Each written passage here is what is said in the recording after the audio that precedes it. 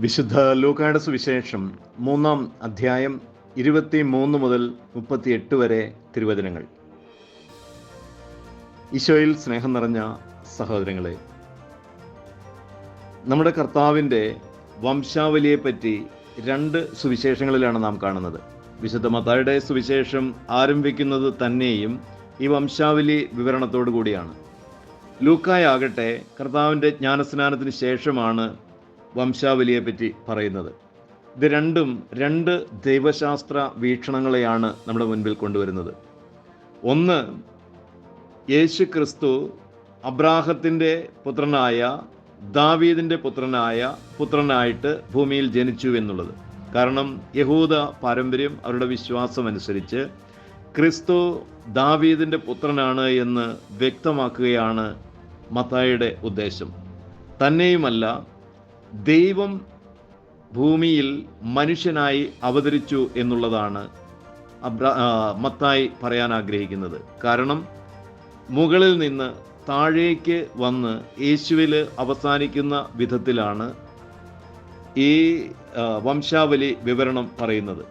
യേശു ക്രിസ്തുവിൽ വാഗ്ദാനങ്ങളെല്ലാം പൂർത്തിയാവുകയും ദൈവം മനുഷ്യനായി അവതരിച്ച് യഥാർത്ഥ മനുഷ്യനെ ഭൂമിയിൽ അവതരിപ്പിക്കുന്നു. അവൻ പാപപരിഹാരം ചെയ്ത് കർത്താവിൻ്റെ വാഗ്ദാനങ്ങൾ പൂർത്തിയാക്കുന്നു. എന്നാൽ ലൂക്കായാകട്ടെ യേശുക്രിസ്തുവിൻ്റെ ജ്ഞാനസ്നാന ശേഷം യേശുവിൽ നിന്നും ആരംഭിച്ച് ദൈവത്തിൽ എത്തുന്ന വിധത്തിലാണ് വംശാവലി വിവരിക്കുന്നത്.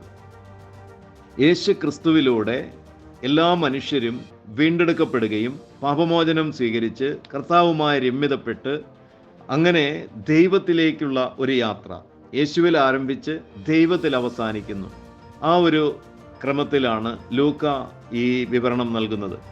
ഇനി മറ്റൊന്ന്, മത്തായിയുടെ വംശാവലി വിവരണത്തിൽ ചില പേരുകളെല്ലാം വിട്ടുപോയിരിക്കുന്നതായി നമുക്ക് കാണാൻ സാധിക്കും.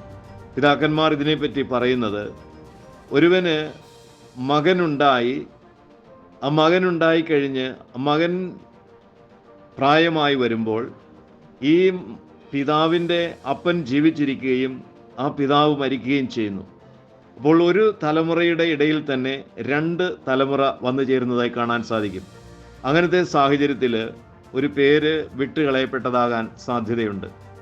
എന്നാൽ ലൂക്കായാകട്ടെ മറ്റൊരു വംശാവലിയാണ് പിന്തുടരുന്നത്. മത്തായി പറയുന്നത് പോലെ ജഡപ്രകാരമുള്ള ആ ഒരു കൃത്യതയല്ല ദൈവമക്കളുടെ അല്ലെങ്കിൽ ആത്മീയ സന്തതികളുടെ നിയമം അനുസരിച്ച് നീതിയിൽ ജീവിച്ച ഒരു പരമ്പരയാണ് വിവരിച്ച് കാട്ടുന്നത്. രണ്ടും നമുക്ക് പ്രയോജനകരമാണ്. പക്ഷേ ഇതിലെ ദൈവശാസ്ത്രം വളരെ മനോഹരമാണ്. യേശുവിൽ ആരംഭിച്ച് ദൈവത്തിലേക്ക് മനുഷ്യനെ കൊണ്ടുപോകുന്ന ഒരു താഴെ നിന്ന് മുകളിലേക്ക് ഉയർത്തുന്ന, മനുഷ്യൻ്റെ താഴ്ന്ന അവസ്ഥയിൽ നിന്ന്, പാപകരമായ അവസ്ഥയിൽ നിന്ന് ദൈവസന്നിധിയിലേക്ക് ഉയർത്തിക്കൊണ്ടുപോകുന്ന ഒരു വിവരണമാണ് ലൂക്കാ തരുന്നത്. എന്നാൽ മത്തായി ആകട്ടെ ദൈവം മനുഷ്യനായിട്ട് അവതരിച്ചു വരുന്നു. മനുഷ്യരുടെ ദുരവസ്ഥ കണ്ട്, പാപാവസ്ഥ കണ്ട്, നാശത്തിലേക്ക് പോകുന്നത് കണ്ട് ദൈവം ഭൂമിയിൽ നിന്ന് തലമുറകൾ പിന്നിട്ട് വന്ന് മനുഷ്യനായിട്ട് അവതരിക്കുന്നു, മനുഷ്യരക്ഷയ്ക്ക് വേണ്ടിയിട്ട്. ഈ 2 കാഴ്ചപ്പാടുകളും വളരെ മനോഹരമാണ്. രണ്ടും ധ്യാനിക്കാൻ സാധിക്കും.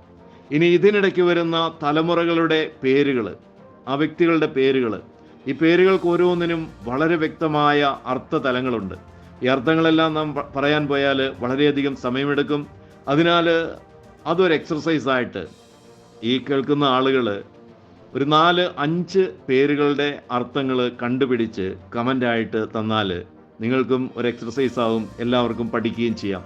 ഒരാൾ ഇട്ടിരിക്കുന്ന പേരുകൾ മറ്റൊരാൾ ഇടാതിരിക്കാൻ ശ്രദ്ധിക്കുക. അഥവാ ഇനി അങ്ങനെ വന്നാലും കുഴപ്പമില്ല. ഈ പേരുകൾ വളരെ വ്യക്തമാണ്. ഓരോ മക്കളും ജനിക്കുമ്പോൾ അപ്പോഴത്തെ അവസ്ഥയനുസരിച്ച് അവൻ്റെ അമ്മ അവനൊരു പേര് നൽകുകയാണ് ചെയ്യുന്നത്. ആ പേര് വളരെ വ്യക്തമായിട്ട് നമുക്ക് വ്യക്തമായ ചില അർത്ഥതലങ്ങളെ പ്രതിഫലിപ്പിക്കുകയും ചെയ്യുന്നുണ്ട്. Have a blessed day to all of U.